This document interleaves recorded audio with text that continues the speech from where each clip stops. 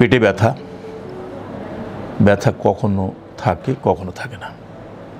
যখন ব্যথা আসে, তীব্র ব্যথা হয়, বেডের মধ্যে শুয়ে এত জোরে বিকট জোরে আওয়াজ করতে থাকে, কান্নাকাটি করতে থাকে, যা বাড়ির প্রত্যেককে ভাবিয়ে তোলে কেন এই ব্যথা। অনেক পরীক্ষা নিরীক্ষা করেছে, আল্ট্রাসোনোগ্রাফি আছে, সিটি স্ক্যান আছে, এমআরসিপি আছে, এন্ডোস্কোপি আছে, কোলোনোস্কোপি আছে, সব কিছু নর্মাল, কিন্তু ব্যথা আর কমছে না। কি ভয়াবহ পরিস্থিতি চিন্তা করতে পারেন? যার ব্যথা হয় ওই বোঝে কি দারুণ কষ্ট, কি ভোগান্তি, কি যন্ত্রণা, কি পেরেশানি। ডাক্তারের পর ডাক্তার দেখিয়ে যাচ্ছে, বারবার হাত বদল হচ্ছে, চিকিৎসকের হাত বদল হচ্ছে, পরীক্ষা নানাবিধ পরীক্ষা করা হচ্ছে, কিন্তু রোগের কোনো সঠিক নির্ণয় হচ্ছে না। কখন হয় এই ধরনের ঘটনা? পেটে কোনো সমস্যা নাই, অর্গানিক কোনো সমস্যা নাই, কিন্তু ব্যথা তো আছে। এর উৎপত্তিটা কি একটু খেয়াল করে এই রোগের হিস্ট্রি নিতে হয়। আপনার কাছে যদি কোনো পেশেন্ট আসে, ফিজিশিয়ানদের উদ্দেশ্যেই বলছি, আপনার কাছে যদি পেশেন্ট আসে, যদি এই ধরনের ব্যথার কথা বলে এবং এক গাঁটি একটা বড় মোটা ফাইল হয়েছে পরীক্ষার, ভারতেও গিয়েছে, বিদেশের বিভিন্ন জায়গাতেও গিয়েছে, সমস্ত পরীক্ষার মধ্যে সব কিছু অর্গান নর্মাল বলে চিহ্নিত হয়েছে, আপনার কাছে এই ধরনের রোগীদের সমস্যার সমাধানের জন্য রোগীরা আসবে, কি করবেন?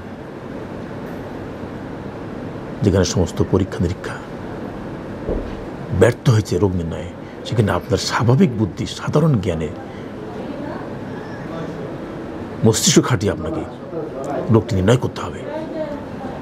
এই ধরনের রুগী, আমি বেশ কিছু রুগী এই ধরনের রুগী দেখেছি। আমি তখন তাকে জিজ্ঞাসা করি, আপনার পেটে কি কোনো অপারেশন আছে? সে অবদুলাই বলে, হ্যাঁ আমার পেটে দুটো অপারেশন আছে। কী হয়েছে? বলে, আমার দুটো বাচ্চা, একটা 10 বছর বয়স, একটা 8 বছর বয়স, সিজার হয়েছে। সিজারের 2 থেকে 3 মাস, কেউ কেউ বলে 2 থেকে 4 বছর, কেউ কেউ বলে 7 থেকে 8 বছর পরে যে আমার ব্যথা শুরু হয়েছে, এবং 3 বছর, 4 বছর, 5 বছর ধরে আমি ব্যথায় ভুগছি।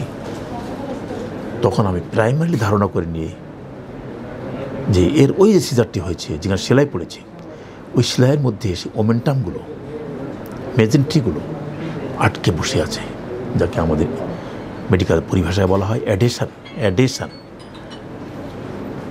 ওমেন্টামগুলো ইনসিশন লাইনে আটকে গেছে। এই আটকে যাওয়ার কারণে যে পেনটা হয়, এটাকে বলে ট্রাকশন পেন। এই পেন কখনো কোনো ওষুধে যাবে না, কোনো পরীক্ষায়ও ধরা পড়বে না। আপনি ক্লিনিক্যালি যদি পারফেক্ট হন, আপনার হাত যদি প্যালপেট করতে আপনি বুঝতে পারেন, হাতেও কিন্তু কোনো ডেফিনেট কিছু হাতে চাকা পাবেন না, কোনো লাম পাবেন না, কিন্তু আপনার ফিলিংস, ওখানে যে অ্যাডেশন হয়ে আছে ওমেন্টামগুলো, ওর একটা ফিলিংস, সফট ফিলিংস, আপনার পালফ দ্য ফিঙ্গারগুলো হাত দিলেই বুঝতে পারবে, মনে হবে তার কাটা, মনে হবে যেন তার কাটা টান দিয়ে কোনো অর্গানকে আটকে রাখা হয়েছে। ঠিক এই ধরনের ফিলিংস আপনার আঙুলেই শুধু বলতে পারবে, এবং তখনই আপনি নিশ্চিত হবেন যে এই রোগটি অ্যাডেশন, এবং এর সার্জারি একমাত্র নিরাময়। কোনো ওষুধ, কোনো পেন কিলার, কোনো অ্যান্টিবায়োটিক, কোনো কিছুই তার ধরবে না। ভুল ডায়াগনোসিস হচ্ছে।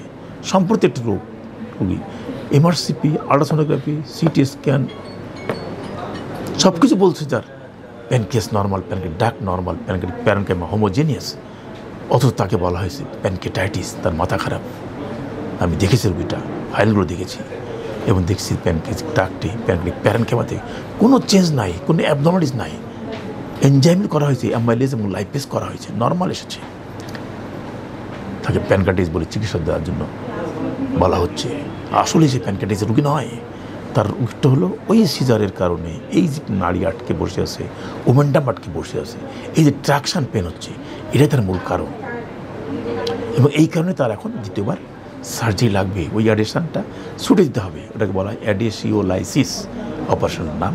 যদি আমি অনেকগুলো এই ধরনের রোগী পেয়েছি, এবং এই ধরনের সার্জারি করেছি, রোগীরা সুস্থ হয়েছে এবং স্বাভাবিক জীবনে চলে গেছে।